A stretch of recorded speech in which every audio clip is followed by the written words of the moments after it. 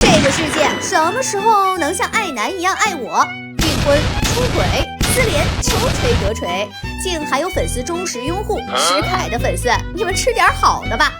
近期，一位声称是石凯前未婚妻姐姐的人出来爆料，甩出整整11页长文指控石凯在与其妹妹交往甚至订婚期间多次出轨、PUA 冷暴力，甚至引导粉丝网暴。这爆料一出，石凯的粉丝纷纷坐不住了，下场维护正主，想锤就放点证据，全靠一张嘴。于是，在一片求实锤的声讨声下，女方姐姐放出订婚照片、出轨录音以及撕连粉丝等一系列证据。我们在一起7年，你劈腿、出轨、骗我，多少次了？你自己记得清吗？这什么意思啊？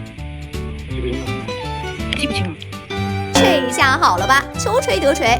石凯这辈子也没想到自己能这么火，13个热搜8个都是他。随后，石凯姐姐发长文为他发声，文中多次暗示女方性格极端，石凯因游戏与异性接触都会被说成出轨，这是要把关注点往女方精神问题上引。紧接着，石凯也下场回应，同样是甩出小作文，不该拿出150万给他，我付出了150万的代价，全文都流露出了对150万的不舍。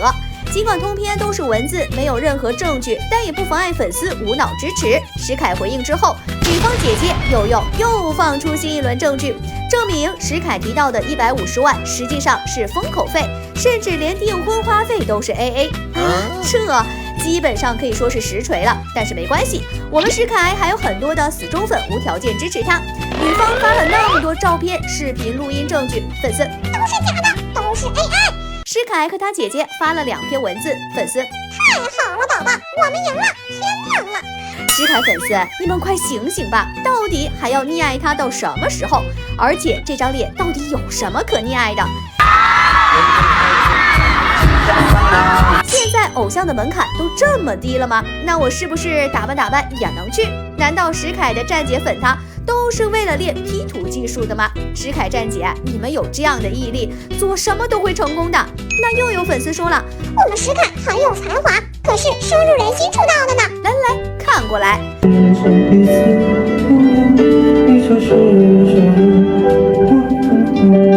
就这水平，还是毕业于音乐学院的，音乐学院风评被害，这歌声再配上这脸，简直太歹毒了。虽然他唱歌长相都一言难尽，但是他对粉丝也是耍如牌啊！粉丝大老远跑去看他演唱会，结果直接上演大型训粉现场。我的道，唱不下去了，我唱不下去了。拜。他走了，他竟然就直接走了，这是在惩罚辛辛苦苦来看你的粉丝们吗？仅仅因为有个粉丝捡彩带，就一棒子打死所有人，不顾其他粉丝的挽留，直接拍屁股走人了，甚至最后连张合照都没发。这是在做什么服从性测试吗？石凯粉丝，你们是真能忍！签售会上更是小牌大耍。说公主先慢走，爱走不走？还好走不走？不是，这对吗？连粉丝的一个小小的请求都满足不了，披着真性情的外表做着虐粉的行为，果然不是最好的保护色。还有在 P 歌时，其他哥哥出来都热情打招呼，只有他全程冷脸，敷衍挥手后迅速上车，甚至亮哥把他薅过来强迫他营业，也依旧是头也不抬。一群粉丝小女生等他1天，换来的就是这，人不是突然烂掉的，只能说石凯的粉丝还是瞒得太好了。